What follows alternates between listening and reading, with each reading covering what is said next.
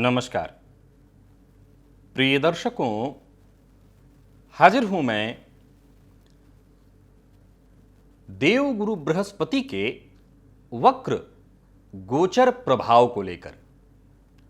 देवगुरु बृहस्पति वर्तमान समय में मीन राशि में गोचर कर रहे हैं। 29 जुलाई 2022 देवगुरु बृहस्पति अपनी साधारण राशि मीन राशि में जल तत्वीय राशि में गोचर करते हुए वक्र हो जाएंगे और 24 नवंबर 2022 तक मीन राशि में ही वक्र अवस्था में संचरण करेंगे। प्रिय दर्शकों, जब भी कोई ग्रह गोचर में वक्री होता है तो वो विशेष प्रभावशाली हो जाता है। देवगुरु बृहस्पति सर्वाधिक शुभ ग्रह हैं और जब वो स्वयं की राशि में वक्र अवस्था में जाएंगे तो सीधी सी बात है कि प्रत्येक राशि के जातकों के लिए अपना विशेष प्रभाव प्रदान करेंगे। मैं सबसे पहले तो बता दूं कि यह राशिफल मैं आपको आपके चंद्र राशि के आधार पर बताने जा रहा हूं, अर्थात आपकी जन्म कुंडली में चंद्रमा जिस राशि में बैठे हैं वही आपकी जन्म राशि या चंद्र राशि है। आप उसी के आधार पर इस राशिफल को देखिए। देवगुरु बृहस्पति या कोई भी ग्रह जब वक्र अवस्था में होता है तो वो विशेष प्रभावशाली इसलिए भी हो जाता है कि जहां वो बैठता है उससे एक घर आगे और एक घर पीछे, अर्थात तीन तीन भावों को एक साथ प्रभावित करने लगता है। प्रिय दर्शकों, जैसा कि आप जानते हैं, आजकल मैं वाराणसी में नहीं हूं, बाहर हूं, और पिछले दिनों एक प्रचलन या चलन मैंने शुरू किया आपके लिए कि बाहर से ही मैं एक जो ज्योतिषीय कार्यक्रम का वीडियो होता है मैं बना रहा हूं आपके लिए। तो यहां पर सीधी सी बात है कि हर तरह की सुविधा उपलब्ध नहीं है, फलतः मैं आपको आपका राशि चक्र नहीं दिखा सकूंगा। आपको बस समझना होगा, देवगुरु बृहस्पति मीन राशि में संचरण कर रहे हैं। राशिफल में आप रोज ही देवगुरु बृहस्पति को मीन में देख रहे हैं और मीन में गोचर करते हुए आपकी राशि से इनका प्रभाव कैसा रहने वाला है इसकी चर्चा भी पूर्व में हो चुकी है। चलिए आज 6 राशि के जातकों के लिए, मेष से लेकर के कन्या राशि पर्यंत इन 6 राशि के जातकों के लिए देवगुरु बृहस्पति का यह गोचर कैसा प्रभाव लेकर के आ रहा है, हम इसकी चर्चा करेंगे। सबसे पहले बात करेंगे राशियों के क्रम में। पहली राशि मेष राशि के जातकों के लिए देवगुरु बृहस्पति जो कि आपकी राशि से 12वें भाव में गोचर कर रहे हैं। देवगुरु बृहस्पति जब 29 तारीख को वक्र अवस्था में जाएंगे तो सीधी सी बात है ये 3 भावों को प्रभावित करेंगे। अब ये 3 भाव कौन कौन से हैं? तो आपके व्यक्तित्व को, अर्थात आपकी राशि को, चंद्र राशि के आधार पर है ये राशिफल, तो आपकी राशि को, आपके लाभ भाव को और व्यय को प्रभावित कर ही रहे थे। जब मैंने देवगुरु बृहस्पति के गोचर की चर्चा आप सबके सम्मुख की थी तो मेष राशि के जातकों के लिए मैंने कहा था कि देवगुरु बृहस्पति स्वगृही होकर के 12वें में गोचर करेंगे तो आपको परोपकार करने के लिए प्रेरित करेंगे, सद कार्यों में आपका धन व्यय कराएंगे, आपके द्वारा कुछ ऐसे कृत्य किए जाएंगे जिससे समाज को लाभ हो सके। अब देवगुरु बृहस्पति ये जो व्यय करा रहे थे वो तो यथावत होगा, क्योंकि एक भाव पीछे और एक भाव आगे, अर्थात लाभ के मार्ग को भी खोलेंगे। अभी तक देवगुरु बृहस्पति केवल और केवल व्यय करा रहे थे, अब वो लाभ के मार्ग को भी खोलेंगे और साथ ही साथ आपके व्यक्तित्व को भी प्रभावित करेंगे।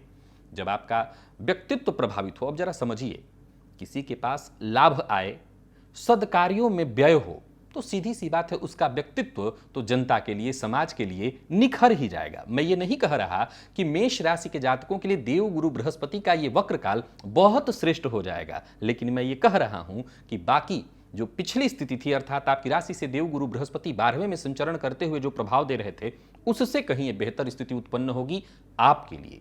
अब देवगुरु बृहस्पति के पास 3 दृष्टियां हैं, आप जानते हैं, तो जहां ये बैठे हैं वहां से 5वीं दृष्टि चतुर्थ भाव पर डालेंगे।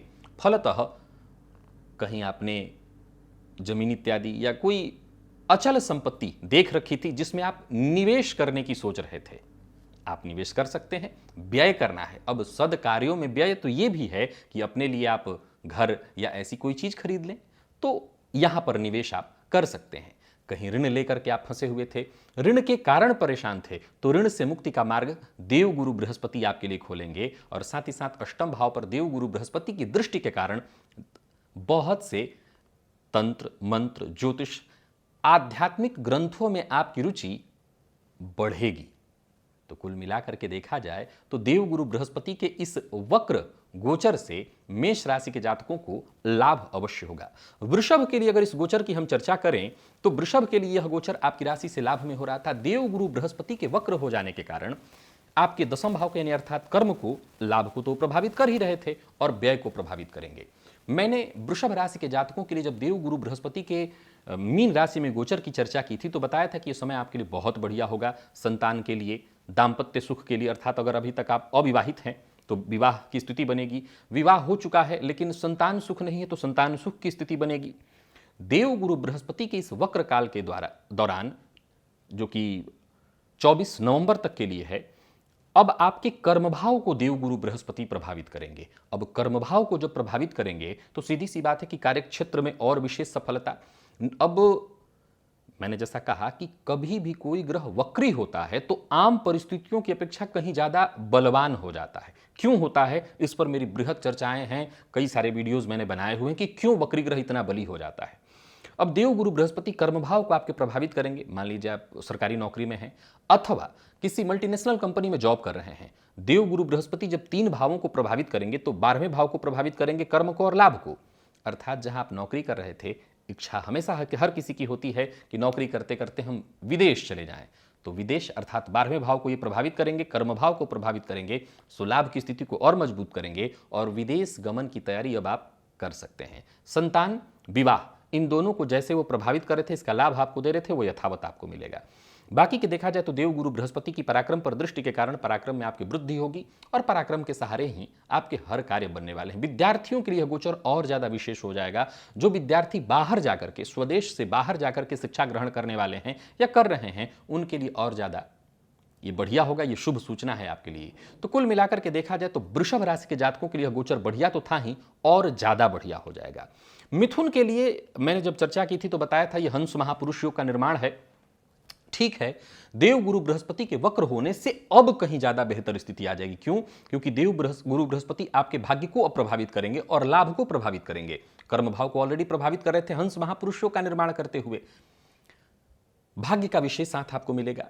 लाभ के रास्ते अगर किसी भी तरह से कहीं से भी बंद थे तो वो खुलेंगे। आप व्यापारी हैं, आपके लिए यह गोचर उत्तम होने वाला है। नौकरी पेशा, उसमें भी जो लोग सरकारी नौकरी से जुड़े हुए हैं उनके लिए यह गोचर बहुत बढ़िया होगा। वो विद्यार्थी जो किसी भी तरह के कंपटीशन की, प्रतियोगी परीक्षा की तैयारी कर रहे हैं, उनके लिए यह गोचर अत्यंत उत्तम हो जाएगा। और साथ ही साथ देखा जाए तो देवगुरु बृहस्पति का दशम में वक्र हो जाना, जो कि पहले से ही आपको फल दे रहे थे, भूमि भवन वाहन के सुखों में ये वृद्धि करा रहे थे। पैतृक संपत्ति को लेकर के अगर कोई विवाद था, बंटवारे इत्यादि को लेकर के समस्या थी, तो वो पहले ही आपको सपोर्ट कर रहे थे। इनके वक्र हो जाने से इनके बल में और वृद्धि हो जाएगी। चूंकि आपको लाभ भी मिलने वाला है, फलतः पैतृक संपत्ति को बेचकर या पैतृक संपत्ति को हटाकर के आप पैसा लेना चाहते हैं, या पैतृक संपत्ति को हटाकर के उसके बदले जो पैसा आएगा उससे फिर कोई प्रॉपर्टी खरीदना चाहते हैं, यह गोचर अब आपके लिए सहयोगी हो जाएगा। अर्थात मिथुन के लिए आपके हंस महापुरुष योग के बल में और ज्यादा वृद्धि होने जा रही है। तो कुल मिलाकर के देखा जाए तो गुरुदेव के वक्री होने से आपको भी लाभ मिला। और अगर हम वही कर्क की बात करें तो देवगुरु बृहस्पति आपके भाग्य भाव में गोचर कर रहे हैं। वक्र अवस्था में जाने से कुछ अच्छा तो कुछ बुरा। भाग्य भाव में गोचर के कारण आपके लिए अत्यंत श्रेष्ठ समय था। कुछ अच्छा और कुछ बुरा। आपको पेट से संबंधित थोड़ी परेशानी होगी। मैं सदैव जब देवगुरु की चर्चा आती है कहा करता हूं ये चाहते हैं सन्यासी बन जाओ। और सन्यासी बनने का ये मतलब नहीं होता कि आप गेरुआ पहन लीजिए। सन्यासी बनने का अर्थ होता है सतत न्यास, खुद के भीतर जाने का समय आ चुका है। अर्थात और ज्यादा आध्यात्मिक हो जाइए, खान पान पर नियंत्रण रखिए, क्योंकि आध्यात्म की शुरुआत भोजन, तो भोजन पर अपने नियंत्रण शुरू करिए। अन्यथा पेट से संबंधित परेशानियों की प्रबल संभावना है। बाकी के मामलों में कर्क राशि के जातकों को भाग्य का यथावत लाभ मिलता रहेगा। देवगुरु बृहस्पति अब कर्म से भी संबंध जोड़ेंगे और कार्य क्षेत्र में विशेष सहयोग कराएंगे। सरकारी नौकरी से जुड़े हुए हैं तो आपके लिए बढ़िया है।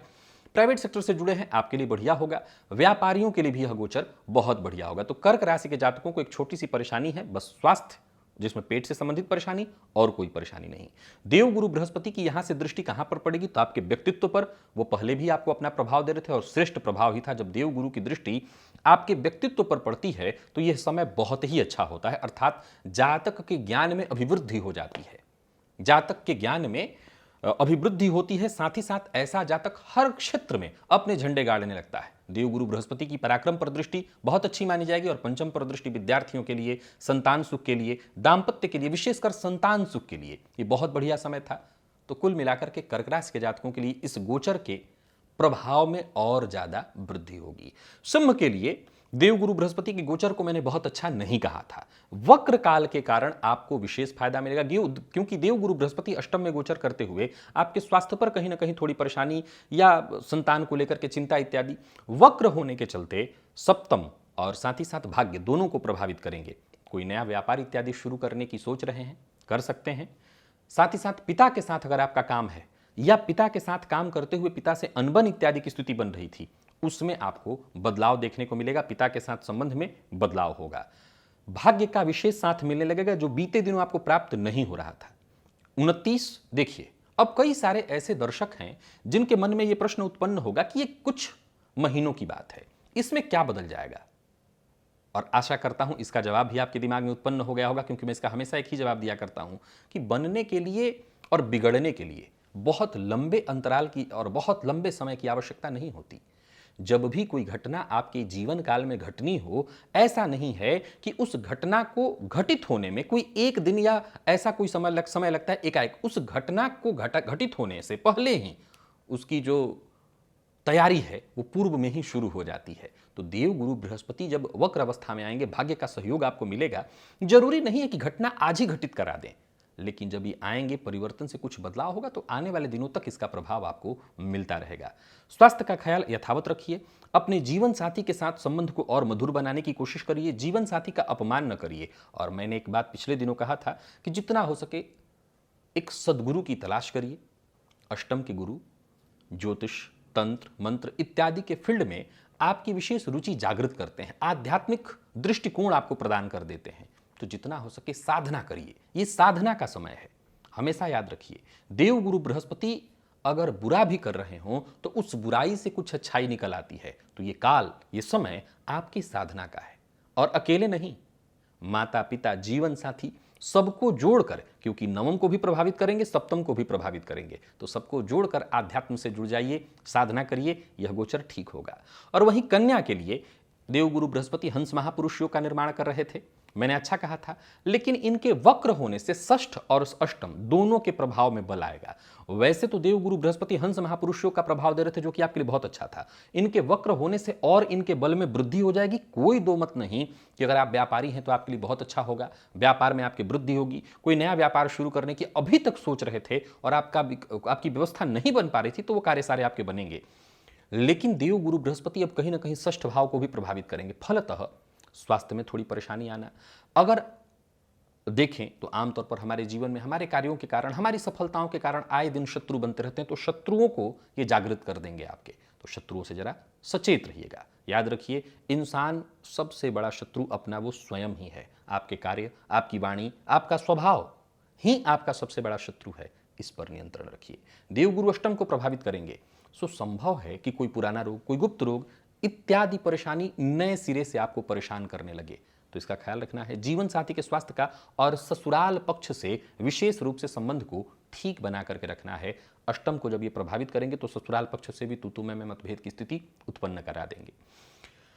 कन्या राशि के जातकों के लिए देवगुरु बृहस्पति की गोचर की जब मैंने मीन में चर्चा की थी तो बहुत ही अच्छा कहा था। मैं पुनः दोहरा रहा हूं कि देवगुरु बृहस्पति के वक्र काल को भी मैं आपके लिए बहुत ही अच्छा कह रहा हूं। आप जानते हैं, बीते दिनों से लगातार आप मेरे कार्यक्रमों में सुनते रहे हैं कि शनिदेव आपकी राशि से पंचमस्थ चल रहे हैं और पंचमस्थ शनिदेव आपको मानसिक रूप से प्रताड़ित किए हुए हैं, कष्ट दे रहे हैं। देवगुरु बृहस्पति का मीन राशि में गोचर करना आपके लिए वरदान के जैसा था। इनका वक्री हो जाना निसंदेह उस वरदान में सोने पर सुहागा जैसा है, परंतु कुछ मामलों में अब सावधानी 24 नवंबर तक के लिए बरतनी होगी। दाम्पत्य सुख, संतान सुख जैसे ये पहले दे रहे थे, सब कुछ यथावत, बल्कि उसमें और वृद्धि। स्वास्थ्य का ख्याल और कोई भी गलत कार्य, गैरकानूनी कार्य इत्यादि नहीं करना है, इससे बचे रहिए। प्रिय दर्शकों, इन 6 राशियों की चर्चा आज मैंने की, बाकी के 6 राशियों की चर्चा मैं कल करूंगा। मैं पुनः बताना चाहता हूं, जैसा कि आप इस राशिफल को सुन रहे हैं, ये एक कहीं ना कहीं देखा जाए तो सांकेतिक राशिफल ही है। बृहत क्यों नहीं? क्योंकि आप जानते हैं मैं बाहर बैठा हुआ हूं। बृहत अगर 6 राशियों के राशिफल मैं बताना शुरू करूं तो कम से कम मुझे इसके लिए, आप जानते हैं कि गुरु की जब चर्चा मैं करता हूं तो कम से कम 4 दिन का समय तो ले ही लेता हूं। तो 4 दिन का मतलब होता है कि हर दिन अगर 30-30 मिनट का भी वीडियो बनाऊं तो उस हिसाब से बहुत लंबा हो जाएगा। तो ये सांकेतिक है। और देवगुरु बृहस्पति 24 नवंबर तक के लिए ही मीन राशि में वक्र अवस्था में है। आशा करता हूं जो बातें मैं बताना चाहता था आप सब मेरे दर्शक जान गए होंगे, समझ गए होंगे। तो आज के लिए बस इतना ही, इजाजत दीजिए। बाहर रहते हुए आपके लिए वीडियो बनाता रहूंगा। पुनः मुलाकात होगी, तब तक के लिए